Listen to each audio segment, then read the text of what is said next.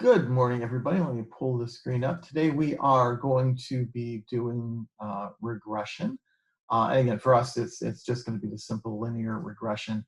Um, and let me get this screen ready. So this walkthrough is goes along with the regression lecture, or the lecture notes, I guess would be the better way of saying it. And again, this is sort of going to be the new normal. The Wednesday, I'll sort of do the dump on material, and then Monday is a walk through the problem, and then on Tuesday there's the lab, and then for that Friday there is the homework due from the lab. So last week we had 3 correlations that we learned. This week there's just one regression, so this one will be less work. It balances out in the end, but week to week the amount of stuff that we're doing might differ a little bit. Um, I will mention a few things from the lecture as we go forward. So some of the things which may not have been perfectly clear, I'll expand upon a little bit here. This one's going to be a shorter video to start with, so if I add stuff to this, it's still going to be within a normal length, and we don't end up with sort of extra long videos as we sometimes have. So regressions are sort of the next step after a correlation. So if we're doing correlations, the scatter plot could also be done, but we would be eyeballing it. What regression is you saw those graphs or the scatter plots where I have the line drawn. That is a mathematical function that's called the best fitting line. Again, we're only doing simple regression. There are things called multiple regression, and that's beyond sort of the scope. That is more for graduate school. So we're just going to do simple regression and leave it at that. But that line that goes through is a mathematical function, and that's, it's weird thinking about graphs that way if you're not a math person. But that straight line says here's where the data should be if I'm sort of predicting from the spread of data that you've collected. And if you take that line and just carry it all the way through until it crosses the vertical axis, that is sort of the extension of the line. So the idea is that we're going to have a scatter plot done first. We have to create the data, see what the situation is. We are then going to conduct the regression analysis, which is based on all of those data points and the spread of the data and the positioning of the data. And then we create a equation. And that equation is oddly our final answer for the regression component. We then use that equation to make a prediction. So correlation does nothing but describe. So it is considered, correlations are still considered just descriptive statistics. Now we're moving into making a prediction, which is a little bit different. So be aware that after we solve this, we get an equation. We then have an extra step. So if this is a homework question, it'll be solve A, solve the regression equation. B, imagine there's a person who blankety, blankety, blank. And you'll sort of see this as we go forward today. So let me put the data set up as I continue to babble. This will give you time. Hopefully you have this already. But anytime we get to problem day, which looks like it's going to tend to be the Mondays, and then obviously lab on the information again is on Tuesday, you should have the data set downloaded. So obviously today's would be for the regression analysis. This is the classroom walkthrough. And then there'll be a regression data set that I'm using as the example for the lab. So make sure you have that for the Tuesday class. So print out the data sets, have your formula page handy. As seems to happen again and again, I forget that I've got this little box to deal with my face in it. You have to deal with that as well. So we're all kind of screwed as far as that goes. But on my screen, I can position it anywhere so it's not in the way. On the video versions, it tends to be right in the upper corner, and that's probably going to block some of the things. So have that formula page handy as well, so you can write formulas down when we go forward. Okay, so there obviously could be more to this setup, but as an example, here's what we're going to be doing with this regression analysis. So we have 2 columns, and with regression, we're only learning how to do simple regression. So just assume that all data is going to be integral or ratio. We're not going to worry about the other versions, and there's a lot that you can do to sort of do regression with a different kind of data. That's not what we're worried about. This is, again, how we're going to use the data. Truthfully, if you're working in a lab or you're doing a research internship or assistantship in graduate school, you wouldn't necessarily be doing these by hand. You would also be doing multiple regressions rather than simple regression. So it didn't make sense to have an example that was built more towards research or lab. For those of you who are working in education, for those who are working in human resources, for those who are working in the medical field, for those who are working in business. Simple regression is probably what you're going to end up doing. If you're in marketing, it's going to be multiple regression, but a lot of times the business applications are going to be these simple regressions. This data set works well for us. So imagine that we're in an educational situation with this. We have an IQ score. So for each of these individuals, these are individuals who are already, so we're kind of doing correlation first. We're just not officially doing it. You can take a correlation set of data and then just do the regression after you're done. For homeworks, quizzes, exams, however it works in this particular semester, I always decouple things because if you mess up so I could just give one data set and say, do a correlation, then do a regression on it. Well, the problem with that is that if you make a mistake in the first part, so let's say the first thing you did when doing a correlation was mess up a simple squaring that was supposed to be done. That would, of course, as we've learned, carry all the way through the correlation, and there's nothing I can do to stop that. However, if I then say do a regression, those data columns have probably already been, you're not going to redo them from scratch, you're just going to use the columns you have. In that case, an example made at the very beginning of the first problem now carries into the second problem. So whenever we're doing these things in class, or on exams or homeworks, I'm not going to use one data set and just say do everything with it. You will have the data sets for correlations, you have the data sets for regression. Same thing when we do the analysis of variance. I'm pretty sure we're going to be doing means testing. It depends on a couple of things. But you do the analysis of variance on one part, then you have to do means testing, which is, again, after the fact testing, post hoc testing that's done.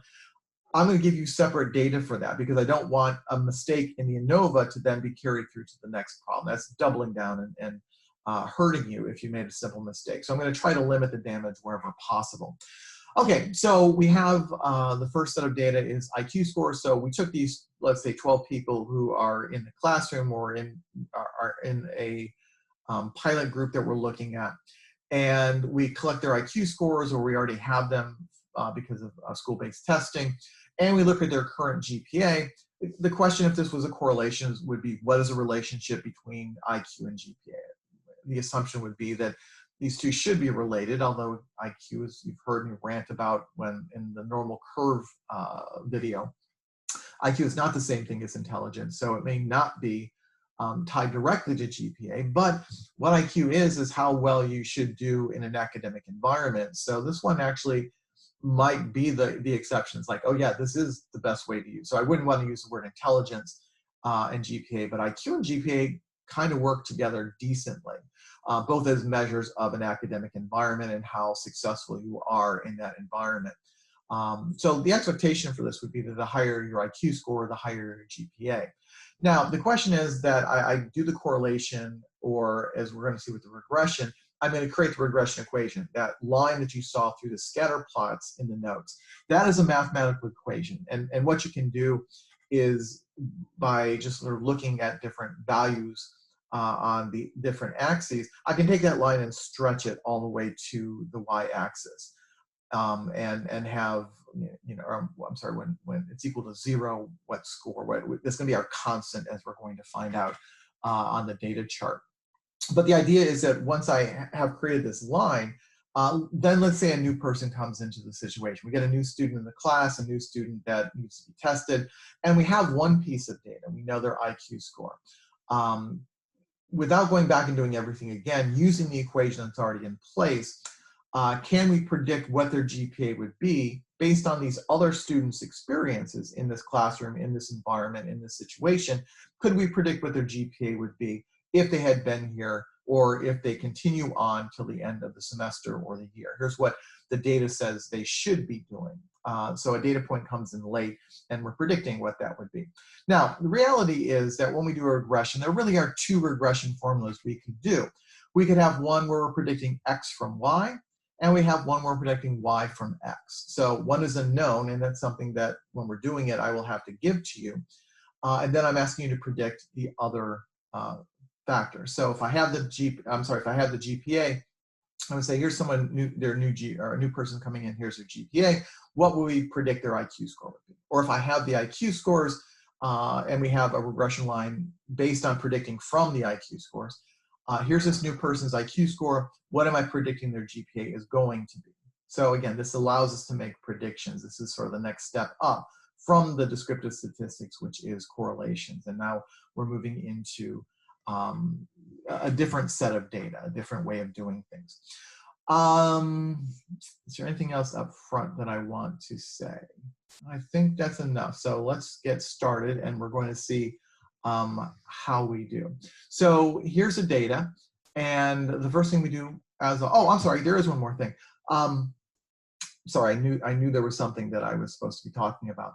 This is another case where there are multiple versions of how to do regression.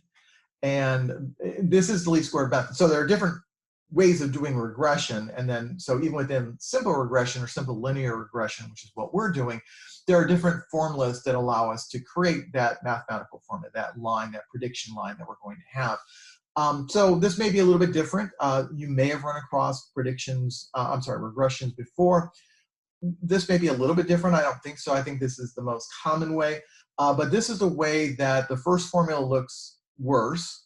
But by doing it the way that I'm doing it, and I strongly, again, encourage you to do it the way that I'm doing it, by sort of having the I don't want to say more difficult, it's really not that bad, but by having the more complex first step, the second step, we get to take a lot of shortcuts with. So this is the better formula to use, even though up front it's going to look a little bit more intimidating if you're carrying with you any phobia or fear of math. Okay, so do it this way, but there are other ways of doing it. That doesn't mean the ways you've been doing it is wrong. And it doesn't mean that if you look in a book or a different person does it differently means that they're doing it wrong. This is just what I have found to be the easiest way for students to both start to understand. You're not going to have a great understanding of it till you do a number of these, but it allows you to take the sort of safest steps in terms of solving this. So again, as humans, we can screw it up at any point, but this is sort of the most direct way of doing regression that I've discovered. So please stick with the way. And the order now is going to be important. Step 1 to 2 to 3 to 4. It needs to be done in this order. Okay, so first thing we do is we put up the formula. Now, here's where, again, I'm remembering that when I have looked at the videos, just to make sure that they're taping, the box is always up in the upper right corner. And if that's where it is right now, even though on my screen I've moved it, you can't do that on your screen, obviously. So this may be blocking the formula. That's why you need that formula page with you as well. I'll read it through, but it's not going to help you if my face is plastered over the formula. So apologies, this seems to be something I thought I would have control over, but apparently not. That box is going to do what it's going to do. And I apologize when this happens. I shouldn't say if, I'm sure it's going to happen if it blocks the formulas.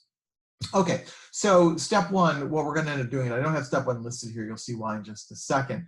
The first thing we do always is write down the formula. Now, the first part of this formula, the way in which we're doing it, we're going to calculate slope first. Slope, of course, is the sort of angle of the line. So when you see a line, a flat line goes straight across. This is an upward slanting line, downward slanting line. Again, we're not trying to trick you. So whenever people try to talk about slope, they go, it's that, or this. That's really what it is. It's the angle of the line, and whether it's slanting upwards or downwards. So if this was correlation, so ignore regression for just a second. If it's starting down the bottom and going upward, you have a positive slope. If it's starting in the upper quadrant and going down, you have a negative slope. So if this was correlation, we get positive or negative values based on that. So the slope is going to differ if it's a positive or a negative correlation. A straight flat line, a horizontal line, is going to mean that there's no expectation of a correlation, and there's no slope in that particular point. Okay, so the slope is first, and again, hopefully you have the formula. I've been trying to jabber on a little bit so you can get, excuse me for a second. Oh, shit. Okay. Oh, man. I'm going to do something which is probably seen as really poor taste, but I'm going to do it. Calling somebody out for something really kind of bad. All right. I don't know if you can see him. Here he is. He's my another co-pilot. Doesn't he look adorable? Just sleeping there quietly, looking at us, glaring at us with those little eyes and those two treats that he hasn't eaten because he's waiting for something better. That little dog is on some medication, and the medication causes causes really bad smells, and he has just let loose something that I'm going to be honest, I have never smelled coming out of a living creature before, and it is pungent. So I'm going to pretend that it's all normal in this room, but oh, holy shit, it's nasty. This room is nasty at the moment, and he's sort of aimed right towards me, which I think is purposeful. But wow, oh. Okay, slope is where we're at. Okay. All right, slope of the line. Slope of the line is equal to, on the top portion of the fraction, sum of the xy's minus, and then we have another fraction, sum of x multiplied by sum of y, that over n, and that entire quantity over sum of the x squares minus sum of x squared over n.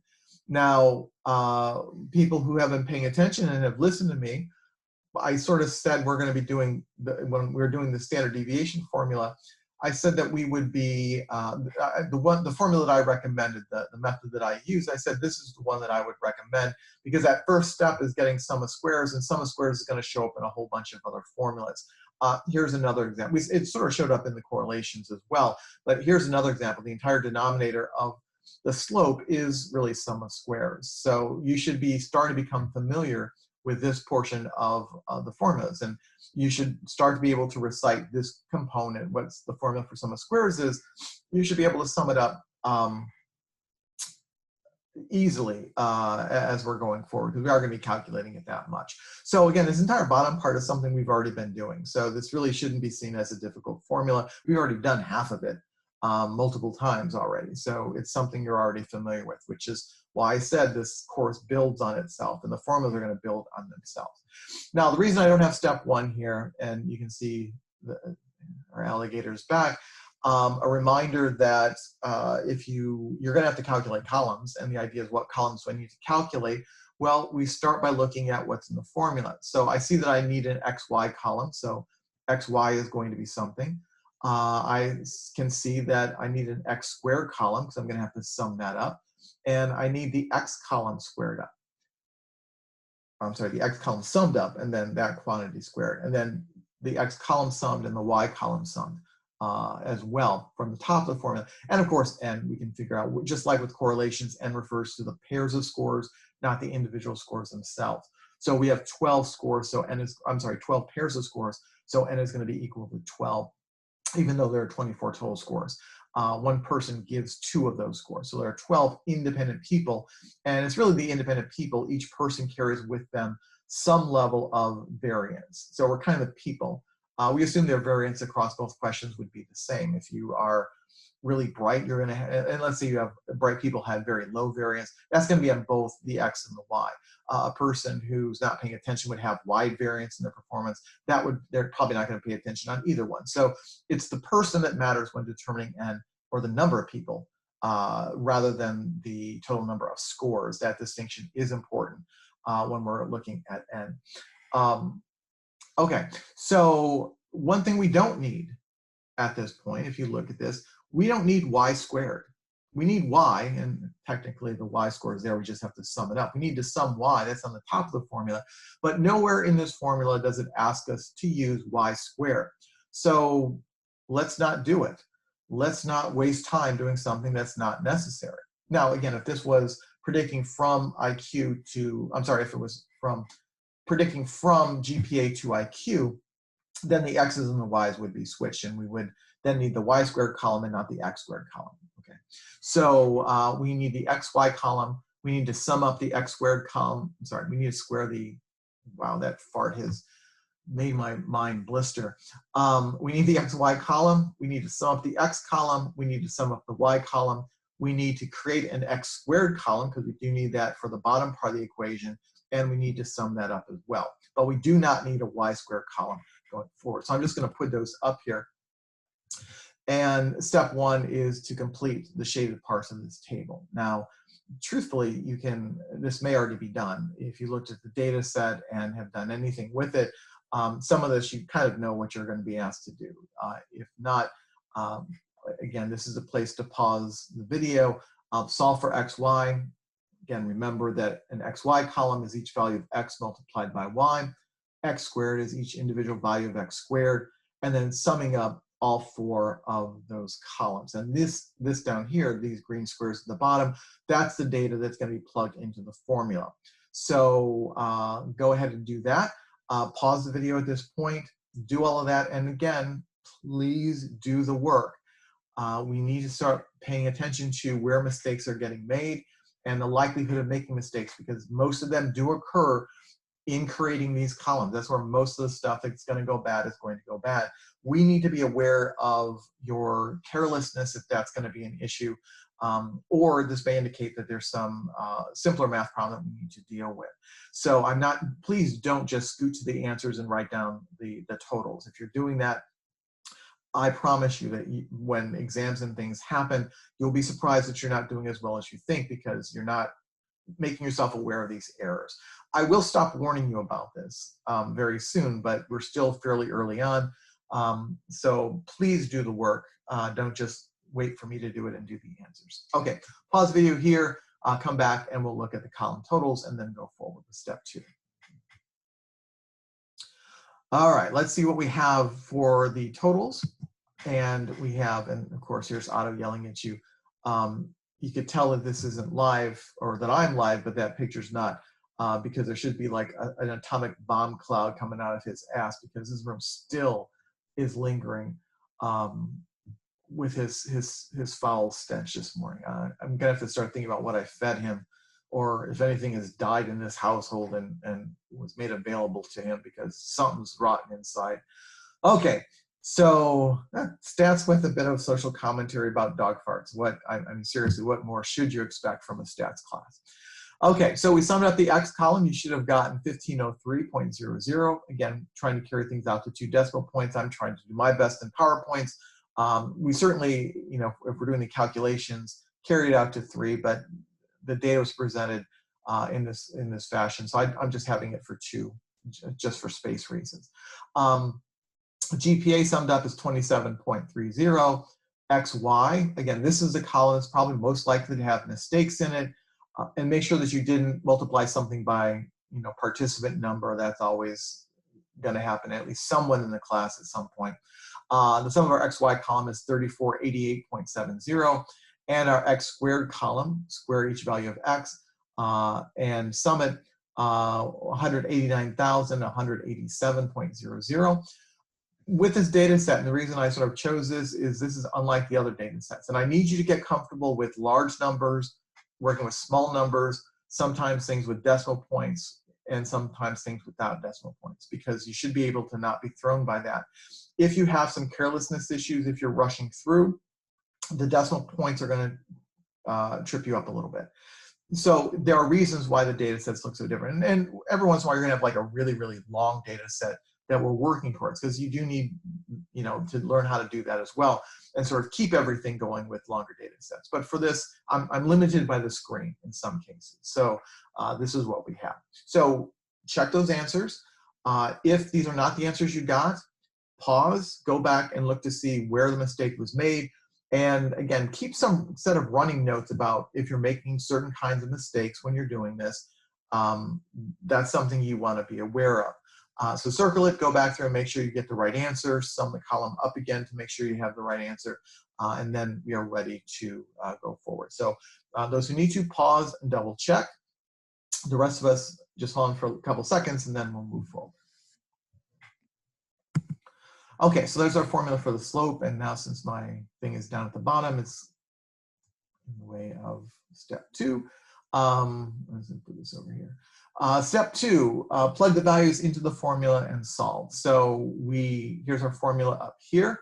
Here are all the values we need, and now it's just put the formula parts in. So sum of xy, 3488.7 minus sum of x, 1503.00 multiplied by sum of y, and so on.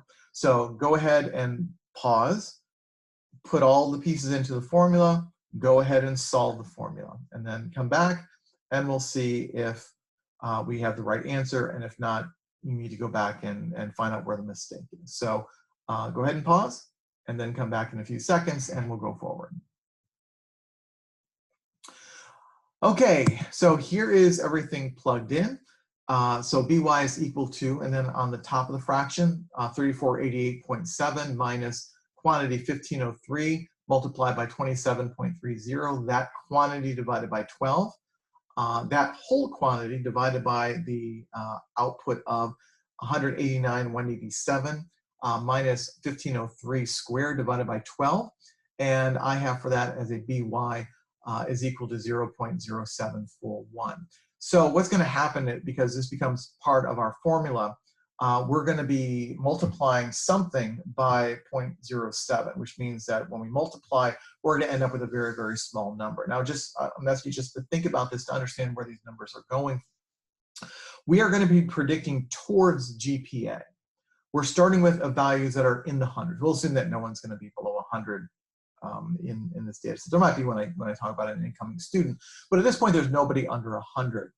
I have to predict towards a value of something between 0 and 4.0. So as a multiplier, if I multiply by a decimal, by something less than 0, it is going to make the large number, IQ, which is what I'll be given for a new person coming in, and turning it into a smaller number, fitting into that range of GPA.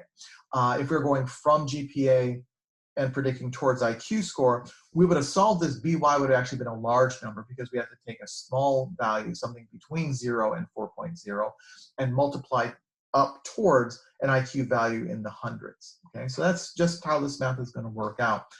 So the fact that we have a very small number as a multiplier is necessary because we're predicting from a large number to go to a small scale. All right, so that's why these things work. All right, so our slope of the line is 0.0741. It's not very slopey, okay? If this was a correlation, that would be, obviously this is slope, it's not a correlation, but if this were a correlation, that would be 7%. So it's not really a real slanty line. It's again, not, the least squared line is not the correlation. But just I'm trying to get you to think about what it looks like, and this would be not very slanty as a slope. Okay, so this again would be the steps I would ask you to do on the homework or the exam. Write the formula down, obviously show all of this work in the data set.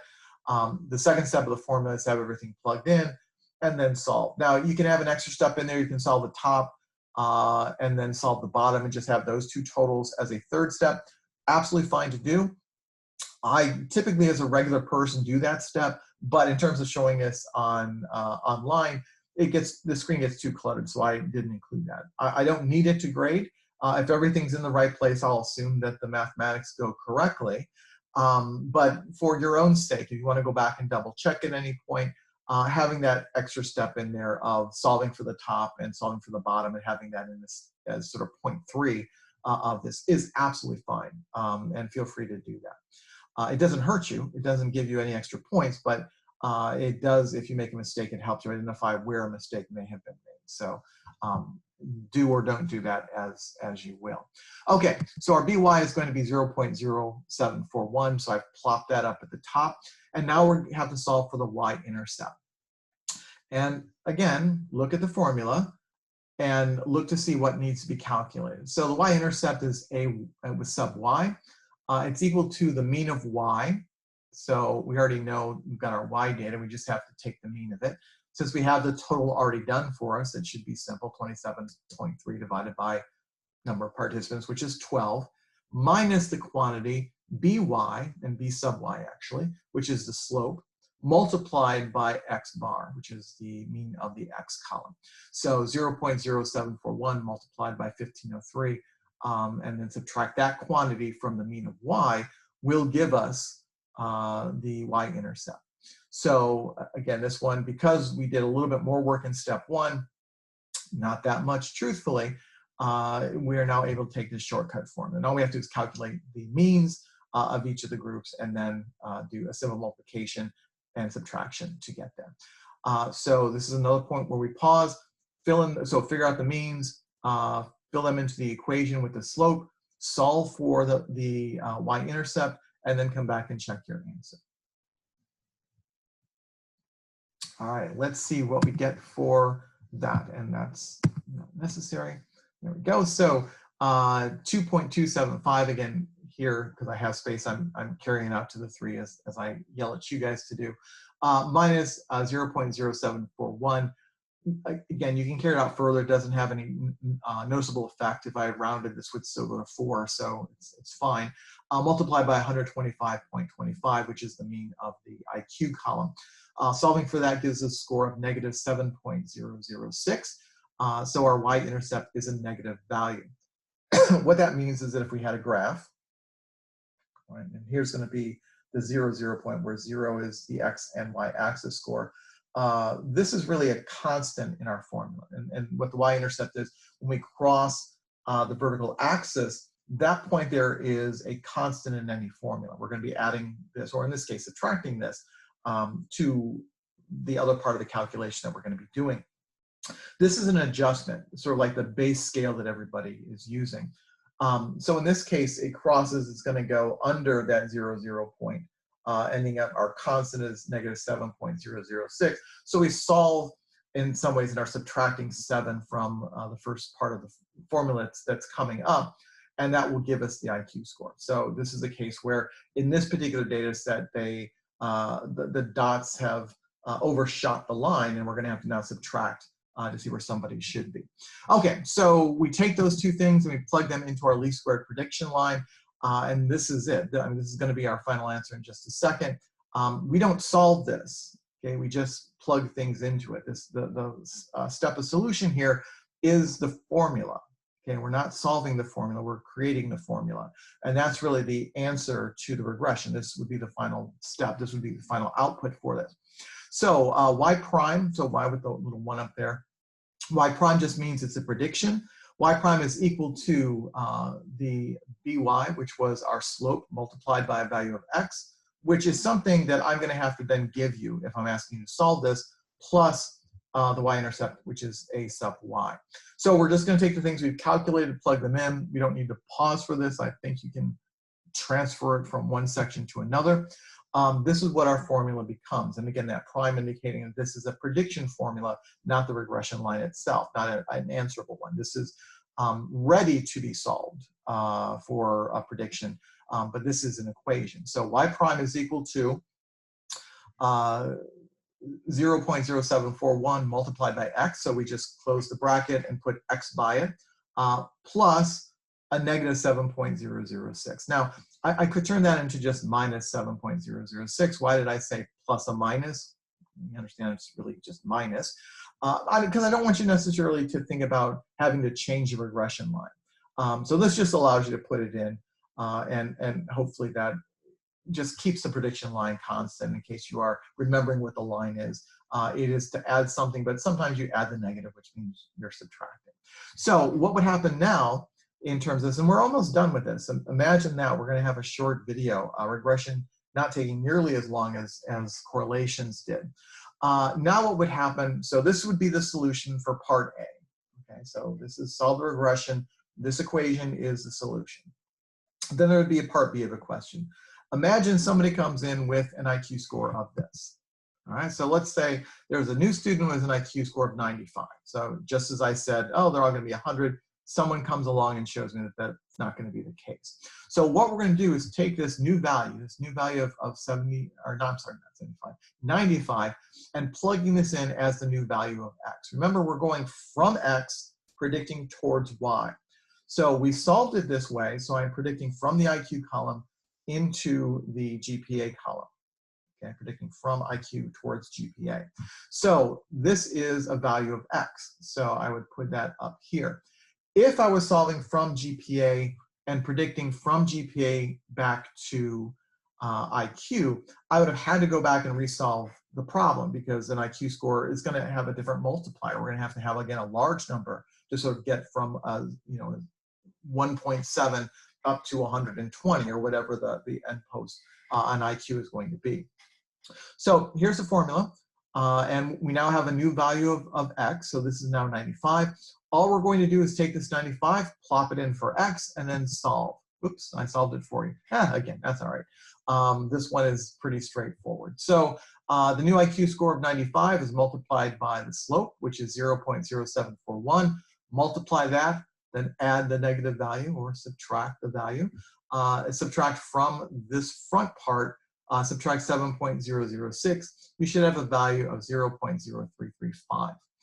So that means that's their GPA. And we'll just assume that they flunked yoga because that's not a great GPA for you to have. So this person not lasting long at the Briar.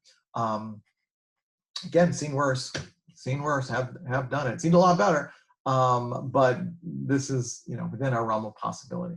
So ta-da, that's sort of it. So with regression, we solve for that equation, and then however many values I give, what would this person's score be? What would this person's score be?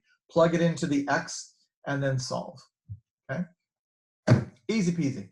Okay, that's it. And lab, there'll be another lab tomorrow. There'll be another work through, and then there'll be just I might actually give like one random correlation in just to make sure, keep you guessing to make sure that you are getting some practice, but also not letting you sort of go through and say, oh, I've done these two, the third problem must be this.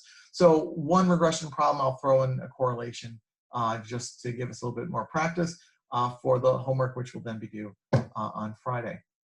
All right, have a great week. I will see you. I guess I'll see you tomorrow. Thanks.